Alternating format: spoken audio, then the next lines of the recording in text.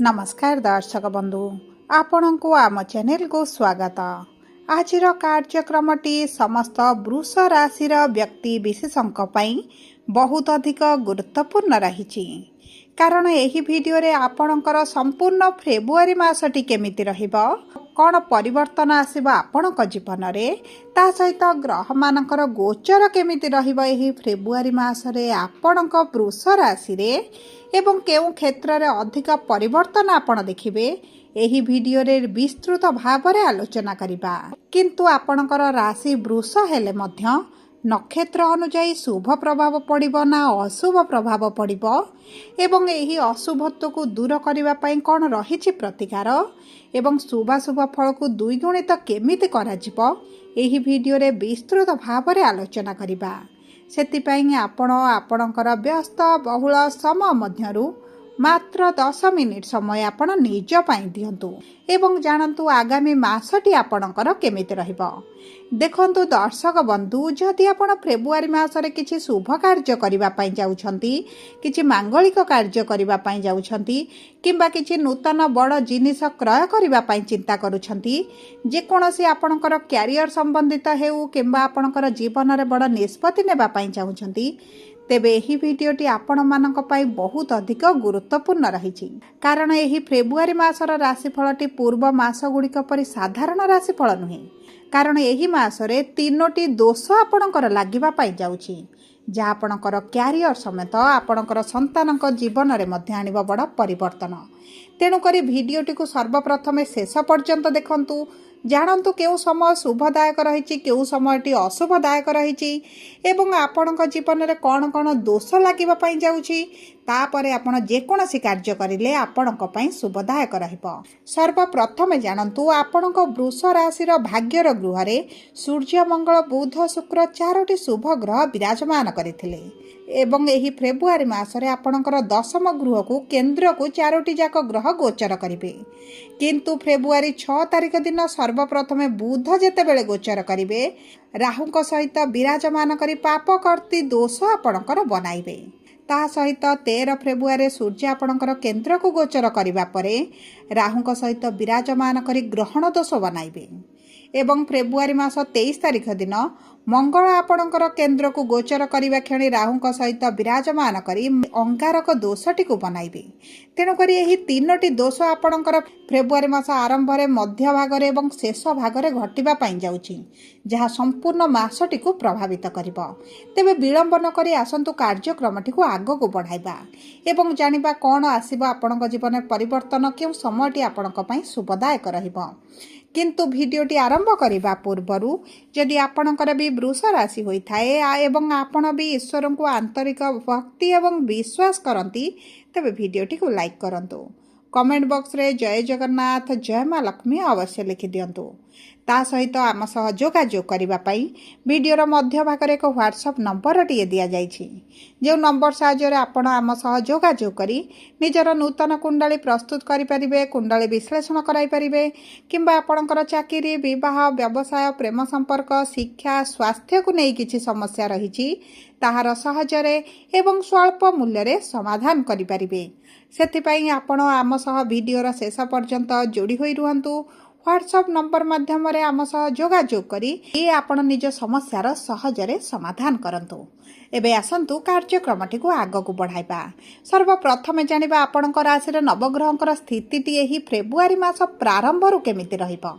देखंतु द्वितीय गृह रे देवगुरु बृहस्पति चतुर्थ गृह रे केतु नवम गृह रे सूर्य मंगल बुध एवं शुक्र दशम गृह रे राहु एवं एकादश गृह रे शनि विराजमान करिसंती जहा फल रे सेही गृह गुड़िक अधिक प्रभावित हेबो।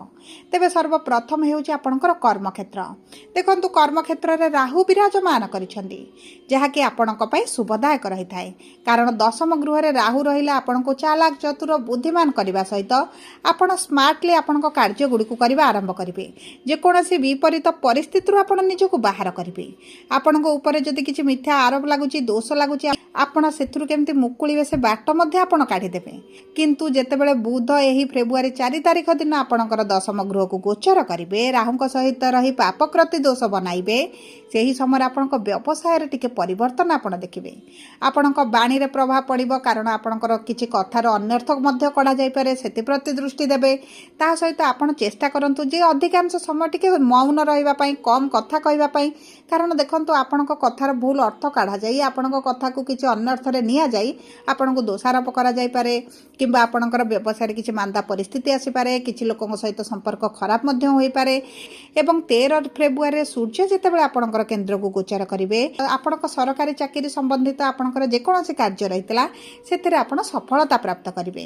ଦେଖନ୍ତୁ, ଶନିଙ୍କ ରାଶିକୁ ପ୍ରଥମ କଥା ହେଉଛି ସୂର୍ଯ୍ୟ ଗୋଚର କରିବେ, ଦ୍ୱିତୀୟ ହେଉଛି ରାହୁଙ୍କ ସହିତ ବିରାଜମାନ କରିବେ। ତେଣୁକରି ଯଦି ଆପଣ ସରକାରୀ ଚାକିରି ପାଇଁ କିଛି ପରୀକ୍ଷା ଦେବାକୁ ଚାହୁଁଛନ୍ତି, କିମ୍ବା ଆପଣଙ୍କର ସରକାରଙ୍କ ରିଲେଟେଡ୍ କିଛି କାର୍ଯ୍ୟ କରୁଛନ୍ତି, ତ ସେହି ସବୁ କାର୍ଯ୍ୟ ଆପଣଙ୍କର ହୋଇଯିବ, କିନ୍ତୁ କିଛିଟା ସମସ୍ୟା ସହିତ ହୋଇପାରେ।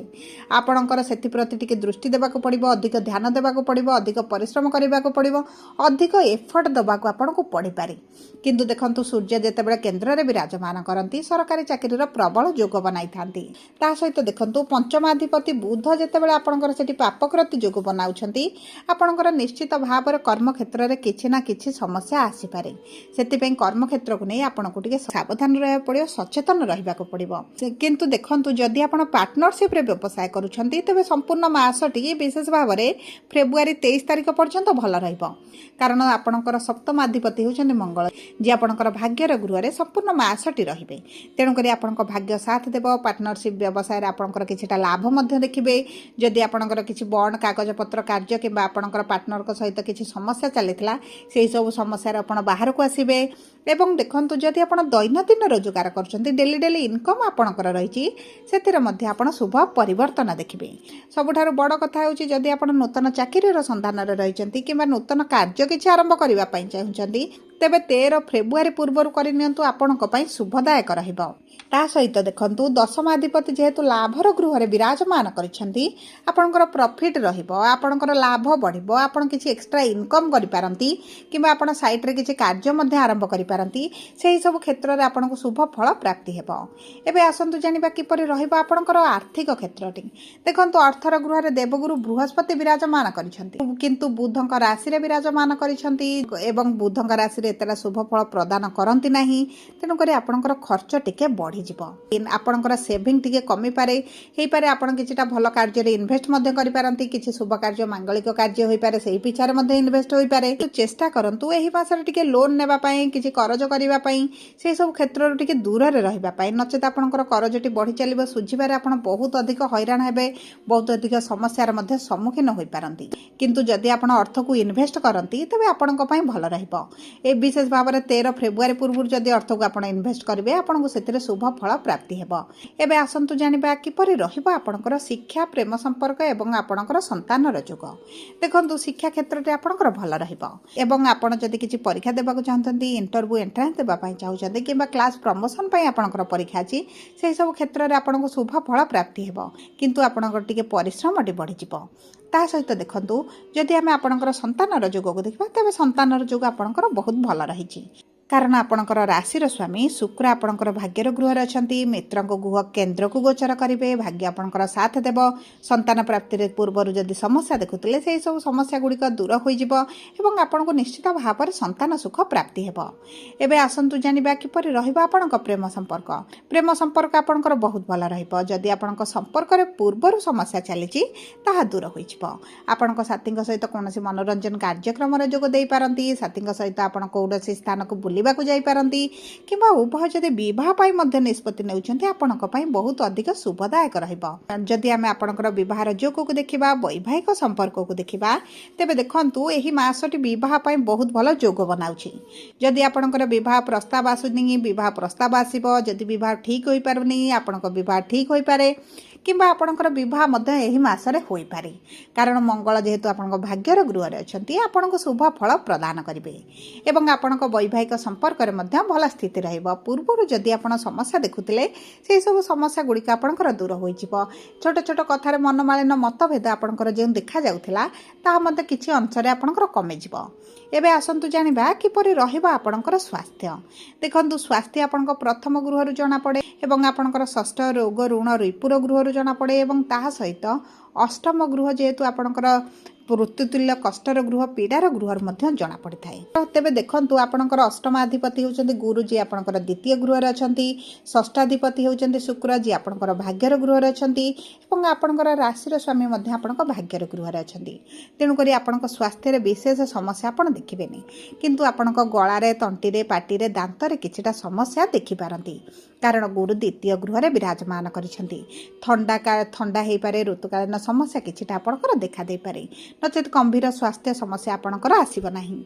सबु परे अशुभत्व को दूर करी शुभाशुभ फल को वृद्धि करबा पई आपणकर जदि कृतिका वृष राशि होइथाए, नक्षत्राधिपति सूर्य होइथिबारु सूर्य को प्रातः समय जल अर्पण करंतु, हृदय आदित्य स्रोत पाठ करंतु एवं ता सहित शुक्रंकर बीज मंत्र मध्य प्रतिदिन पाठ करंतु। जदि आपणकर रोहिणी वृष होइथाए 4/2 आपणकर नक्षत्राधिपति होचंती चंद्रमा, आपण चंद्रमांकर बीज मंत्र पाठ करंतु, क्षीर चीनी किछिटा दान करि दियंतु, गो माता को रुटी खाइबा पई दियंतु एवं प्रातः समय आपण सूर्य को मध्य जल अर्पण करंतु। जदि आपणकर मृगशिरा वृष होइथाए 5/2 आपणकर नक्षत्राधिपति होचंती मंगल, आपण प्रतिदिन हनुमान चालीसा पाठ करबा सहित दिन समय आपण मंगलकर बीज मंत्र पाठ करंतु। आपण मसूर डाली गुड़ कि एही भली किछि जिनिस आपण दान करि दियंतु, गाय को रुटी रे गुड़ मिसाई खाइबा पई दियंतु, ए आपणक पई अति शुभदायक रहइबो। जदि आपणकर वृष राशि होइथाए वीडियोटी किभली लागला कमेंट बॉक्स रे लिखि जणांतु। जदि आपणक प्रियजनकर वृष राशि होइथाए वीडियोटी तांका सहित शेयर करंतु।